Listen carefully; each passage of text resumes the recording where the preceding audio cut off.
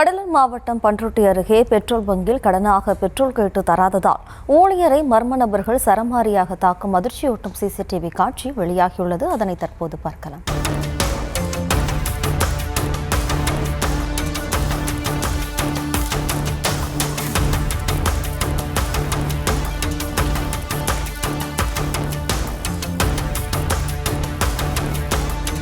இது குறித்தான கூடுதல் விவரங்களோடு இணைகிறார் நமது செய்தியாளர் தர்மராஜா. வணக்கம் தர்மராஜா, விவரம்.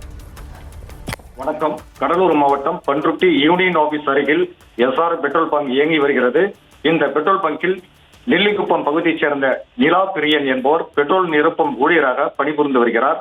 இந்த நிலையில் நேற்று இரவு பணியில் இருந்தபோது திருவுதிகை பகுதியைச் சேர்ந்த ஒருவர் தனது பைக்குக்கு ஓசியில் பெட்ரோல் கேட்டுள்ளார். இதற்கு பெட்ரோல் பங்க் ஊழியர் கடன் தர மறுத்ததால் இருவருக்கும் வாய் தகராறு ஏற்பட்டுள்ளது. இதை மனதில் வைத்துக் கொண்டு இன்று காலை 7 மணி அளவில் திருவுதிகை பகுதியிலிருந்து ஒரு கும்பல் பணியில் இருந்த பெட்ரோல் பங்க் ஊழியரை சரமாரியாக தாக்கியுள்ளனர். பலத்த காயமடைந்த பெட்ரோல் பங்க் ஊழியர் கடலூர் அரசு மருத்துவமனையில் சிகிச்சை பெற்று வருகிறார்.